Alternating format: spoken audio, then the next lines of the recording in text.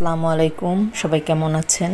আলহামদুলিল্লাহ, আমিও আপনাদের দোয়ায় ভালো আছি। আজকে আমি সবজির পাকোড়া বানাবো। সবজির পাকোড়া যা যা থাকছে আমার সবজি আইটেম সেগুলো হলো আলু, গাজর, কুহি, সিম, ধনেপাতা, কাঁচামরিচ, পেঁয়াজ, এগুলো সব মিহি করে কেটে নিয়েছি। তারপর একটা মিক্সিং বলে সবগুলো সবজি নিয়ে নিব এক এক করে। তারপর একটা ম্যাগি নুডলস সিদ্ধ করা নুডলস দিয়ে দিব।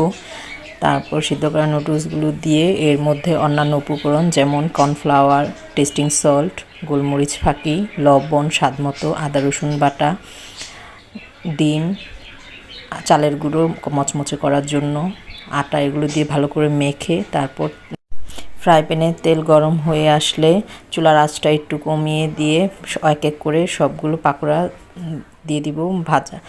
অল্প আঁচে পাকোড়াগুলো ভাজা হয়ে গেলে গরম গরম পরিবেশন করব টমেটো সস দিয়ে। খেতে দারুণ মজা। আপনারাও বাসায় বানিয়ে দেখবেন, কেমন হয় অবশ্যই কমেন্টে জানাবেন। সবাইকে অনেক ধন্যবাদ আমার এই পুরো ভিডিওটি দেখার জন্য।